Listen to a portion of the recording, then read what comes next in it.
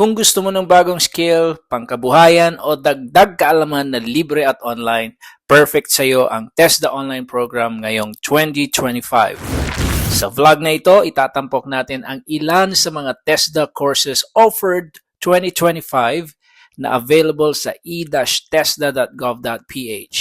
Madali lang mag-register kaya panoorin mo hanggang dulo para malaman mo kung papaano. Kung gusto mo ng career sa agriculture, naririto ang online courses offered.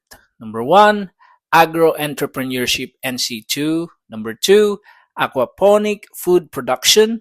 Number 3, Organic Agriculture Production NC2. Number 4, Agricultural Crops Production NC2. And lastly, Fruit Growing. Perfect ito kung ikaw ay nasa probinsya o may access sa lupa o gusto mo lang matuto ng sustainable food production.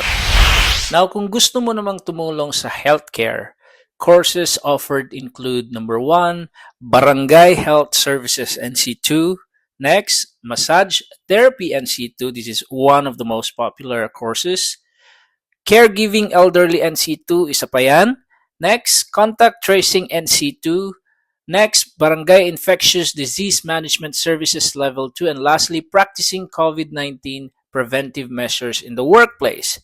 Kung mahilig kang tumulong sa kapwa at nais mong magtrabaho sa health industry, ito ang mga in-demand na kurso ngayon. Now, kung mahilig ka naman sa food business o processing, ang course offered ay ang Food Processing NC2. Pwedeng-pwede ito sa mga gustong magtayo ng sarili nilang food business o factory-related work.